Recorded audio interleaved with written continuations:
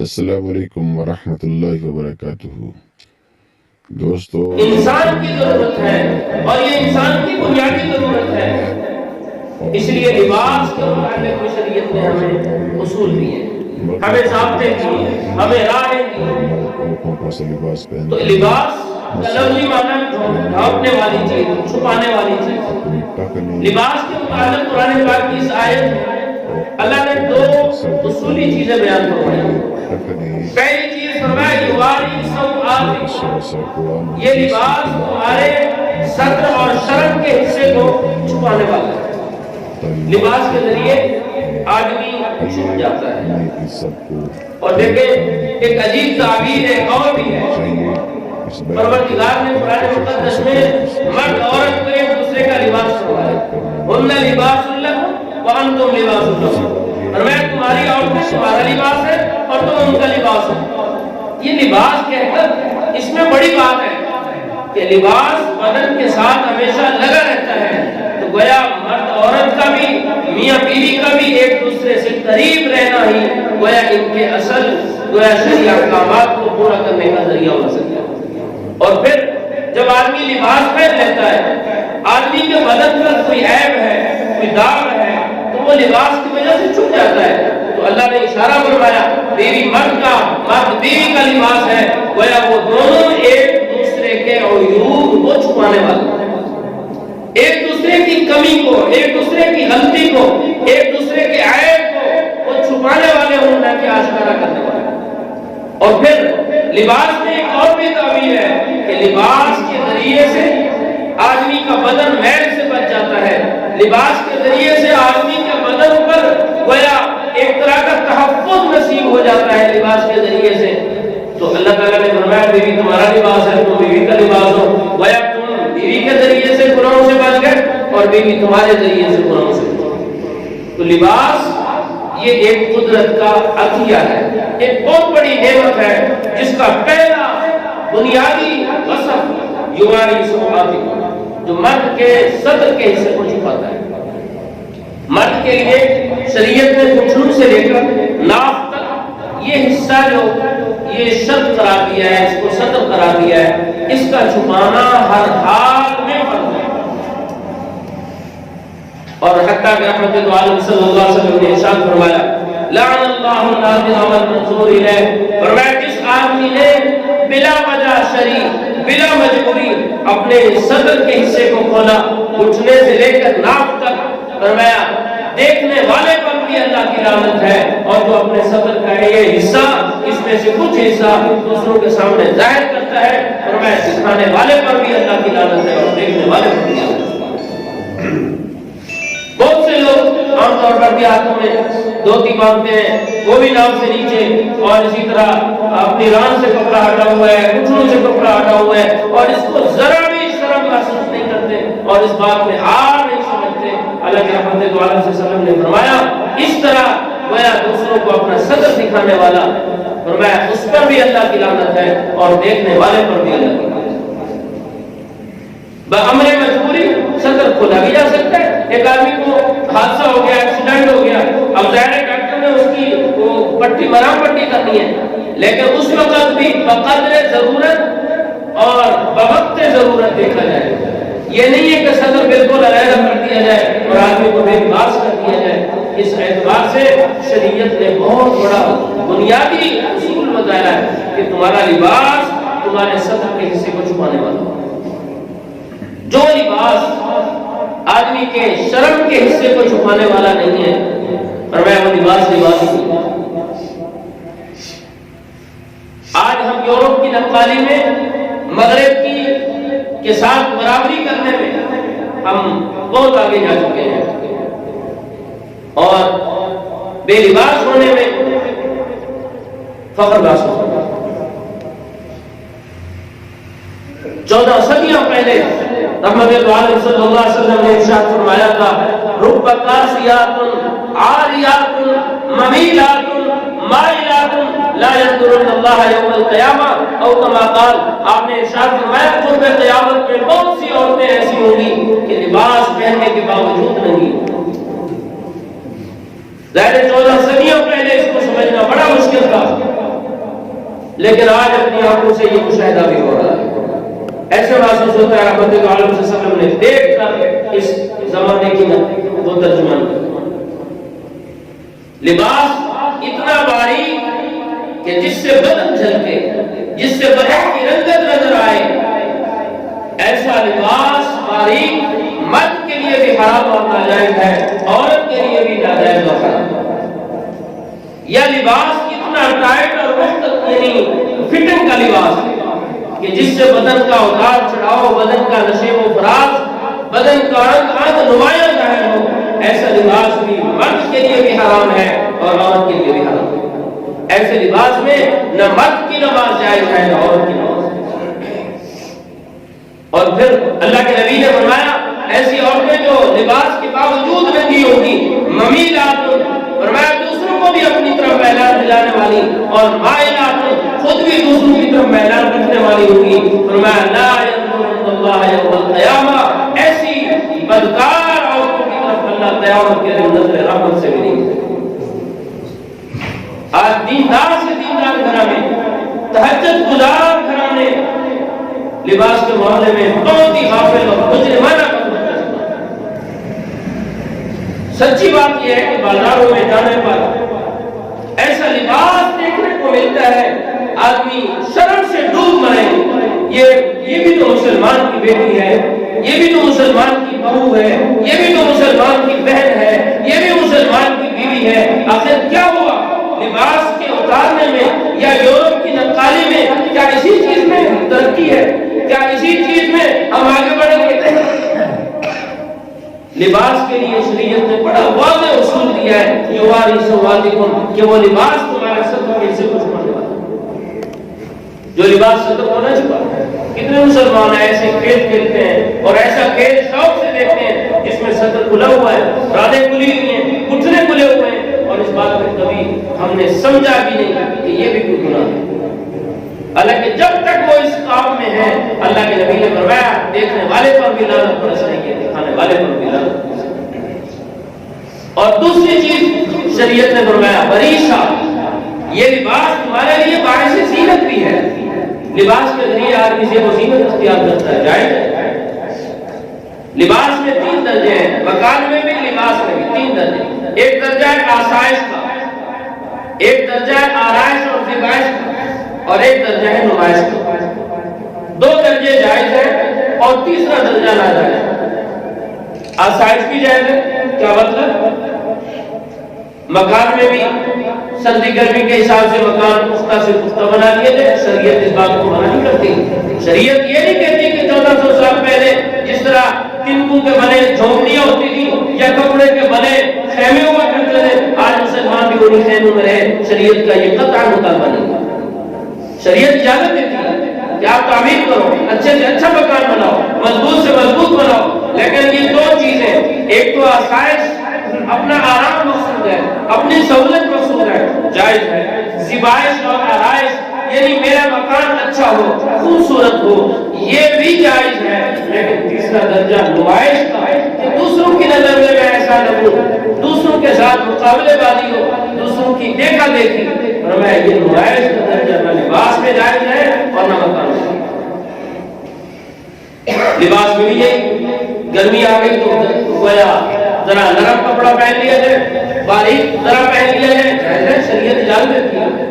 اور سردی آ جائے تو سردی میں ذرا گرم کپڑا آدمی پہن، اس بات کی بھی شریعت اجازت دیتی ہے.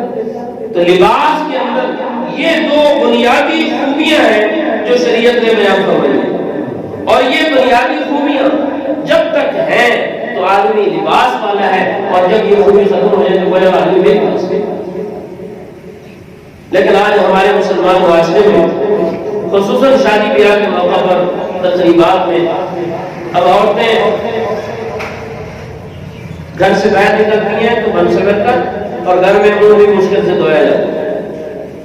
یہ بھی ایک ہمارے معاشرے کی ایک بہت بڑی غلط ایک حرکت ہے.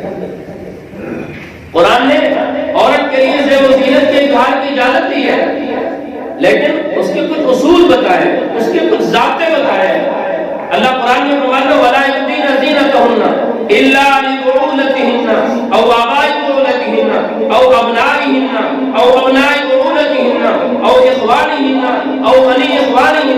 او بنی اخواتهن او نسائهن او ما ملكت ايمانهن او التابعين غير اولي الاربه من الرجال او الطفل الذين لم يظهروا على عورات النساء ولا يضربن بارجلهن ليعلم ما يخفين من زينتهن وتوبوا الى الله جميعا ايها المؤمنون لعلكم اللہ تعالیٰ نے فرمایا عورتیں اپنے زیب و زینت کو، اپنے بلاؤ سنگار کو، اپنی خوبصورتی کو نہ ظاہر کریں مگر کس کے لیے؟ الا لبعولتهن، اپنے شوہر سے ازواج مطہرات۔ اللہ کے نبی جب سفر سے واپس آتے تھے تو ایک تو مدینے میں داخل ہونے سے آپ منع کر دیا کرتے تھے، ایک منزل آپ پہلے ٹھہر جاتے اور مدینے میں اعلان پہنچ جاتا، اطلاع پہنچ جاتی کہ آپ کے گھر کے افراد، آپ کے سر کے تاج واپس آ چکے ہیں، تاکہ آپ نے فرمایا تھا کہ گھر کی عورتیں بن سمجھ جائیں اور وہ اپنی زیب و زینت کو اختیار کر لیں تاکہ آپ گھر میں جائیں تو وہ زیب و زینت سے۔ لیکن آج ہمارے معاشرے میں گھر میں تو عورت گویا وہ ایسا لباس پہنے گی اور منہ بھی مشکل سے دھوئے گی اور بیٹھ جانے کے لیے وہ سارا میک اپ اور ساری زیب و زینت اور سارا بلا بے شک، اور یہ پورا معاشرہ ہمارا اس لپیٹ میں ہے۔ دینداروں کی بات بھی نہیں ہے، اور دیندار گھروں میں ایسا لباس کہ دیکھ کر آدمی کا سر شرم سے جھک جائے۔ اور یہ چیز عام طور پر بچپن میں بچوں کو ایسا لباس دیا جاتا ہے، بچیوں کو، بچوں کو، اور پھر اس بات پہ کہا جاتا ہے کہ کوئی بات نہیں، چھوٹی بچی ہے، کوئی بات نہیں، بچی ہے تو مسلمان کی نا، بچی ہے تو مسلمان کی ہے، تو بنت حوا، وہ لانے والا تو بچہ نہیں ہے۔ جس نے لباس لا کر دیا ہے وہ باپ مجرم ہوگا، وہ ماں مجرم ہوگی، وہ بھائی مجرم ہوگا جو ایسا لباس لانے والا ہے۔ آج ہم اپنے بچوں کو جیسے لباس کے خوگر بنائیں گے، جیسے لباس کا عادی بنائیں گے، بڑے ہو کر انہیں وہی لباس پہننا ہے۔ یہ بات ناممکن ہے کہ ہم بچپن میں ان کو نیم اولیاء لباس پہنائیں اور یہ توقع رکھے کہ بڑے ہونے کے بعد، بالغ ہونے کے بعد، سمجھدار ہونے کے بعد وہ مکمل باپردہ ہو کر باہر نکلیں گی۔ یہ بات ذہن سے نکال۔ لباس کے متعلق ہم بہت زیادہ غافل ہو چکے ہیں۔ ایسی تقریبات میں عورتیں ایسا لباس پہنتی ہیں، اتنا باریک لباس کہ بدن کے رنگت نظر آئے، یہ ناجائز۔ فضائل اعمال میں حضرت شیخ نے وہ حدیث نقل فرمائی ہے، ایک صحابی سرخ دھاری دار چادر پہنے ہوئے اللہ کے نبی کی خدمت میں آئے، رحمت اللہ علیہ وسلم نے فرمایا یہ کیا اوڑھ رکھا ہے؟ کیا فرمایا جی؟ یہ کیا اوڑھ رکھا ہے؟ سمجھ آ رہی ہے بات؟ یہ کیا اوڑھ رکھا ہے؟ یہ ایک سوال ہے، اس میں کئی سوال ہو سکتے ہیں، لیکن اللہ کے نبی کا انداز اظہار ناگواری۔ تو یہ صحابی گھر میں گئے اور گھر میں چولہا جل رہا ہے، تو یہ چادر اتاری اور چولہے میں جلا دی۔ اگلے دن یہ صحابی حاضر خدمت ہوئے، رحمت اللہ صلی اللہ علیہ وسلم نے پوچھا کہ تمہاری چادر کا کیا ہوا؟ چادر کہاں گئی؟ تو وہ صحابی عرض کرتے ہیں یا رسول اللہ صلی اللہ علیہ وسلم، میں جب گھر پہنچا تو میرے گھر میں چولہا جل رہا تھا، تو میں نے وہ چادر اتار کر چولہے میں جلا دی۔ تو رحمت اللہ علیہ وسلم نے ارشاد فرمایا اپنی گھر کی کسی خاتون کو پہنا دیتے، تمہارے لیے مناسب نہیں تھی، عورتیں تو پہن سکتی تھی۔ تو صحابی کہتے ہیں یا رسول اللہ صلی اللہ علیہ وسلم، جو چیز آپ کی نظر میں ناگوار ہے پھر اس کو گھر میں رکھنے کا فائدہ ہی۔ یہ ہے محبت۔ آج تو مرد عورتوں کا لباس، عورتیں مردوں کا لباس، یہ تو پھر بھی ہمارا چھوٹا قصبہ، چھوٹا شہر ہے، بڑے شہروں میں جا کر قسم سے کہی جا سکتی ہے یہ بات، آدمی کے لیے پہچاننا مشکل ہو جاتا ہے کہ یہ مرد ہے عورت ہے۔ ایسا لباس مرد۔ اور حضرت عائشہ رضی اللہ تعالیٰ، مسلم شریف میں روایت موجود ہے، حضرت عائشہ رضی اللہ تعالیٰ عنہ سے کسی نے پوچھا یا رسول اللہ، حضرت عائشہ سے کہ اماں جی آپ بتائیں خدا عورت مردانہ جوتا استعمال کرتی ہے؟ آپ نے فرمایا یہ دوسری عورت ہے، کہ اللہ کے نبی نے فرمایا اللہ کی لعنت ہے ان عورتوں پر جو مردوں کی مشابہت اختیار کریں، اور اللہ کی لعنت ہے ان مردوں پر جو عورتوں کی مشابہت اختیار کریں۔ سبحان۔ آج مرد عورتوں کی طرح سے بات اور عورتیں مردوں کی طرح سے بات۔ مرد عورتوں کا سا لباس، عورتیں مردوں کا سا لباس، اور پھر یہ دونوں باتیں یورپ سے ہم دیکھ رہے ہیں، مغرب سے دیکھ رہے ہیں، اور مغرب کی نقل ناکاری میں ہم لباس کے اندر بے لباس ہو گئے، لباس کے باوجود بے لباس ہو گئے۔ تو شریعت نے ہمیں لباس کے متعلق اصول دیا ہے، فرمایا یواری سوآتکم کہ یہ لباس تمہارے صدر کے حصے کو چھپانے والا ہے، وریشا اور یہ لباس تمہارے لیے باعث زینت ہے۔ اور ایک اور جگہ پروردگار نے فرمایا یا بنی آدم، او اولاد آدم، خذوا زینتکم عند کل مسجد، ہر نماز کے وقت میں گویا اللہ کے گھر میں حضوری کے وقت تم زینت کا لباس، صاف ستھرا لباس پہنو۔ عام طور پر دیہاتوں میں کام کاج کرنے والے نماز میں گرمیوں میں خاص طور پر بنیاد میں ہی نماز پڑھتے ہیں، چھوٹی سی چلتی ہے اور بنیاد میں نہیں ہے نماز ہو رہی ہے۔ قرآن کی آیت میں اللہ نے فرمایا خذوا زینتکم عند کل مسجد، یہ لباس اتنا پھٹا پرانا، فقہاء نے لکھا ہے جس پھٹے پرانے لباس میں آدمی شرفاء کی مجلس میں، معزز مجلس میں جانا گوارا نہ کرے، حدت محسوس کرے، ایسے لباس میں نماز حرام اور ناجائز، چاہے وہ میلا کچیلا اتنا ہے، چاہے وہ پھٹا پرانا اتنا ہے، چاہے وہ مختصر اتنا ہے۔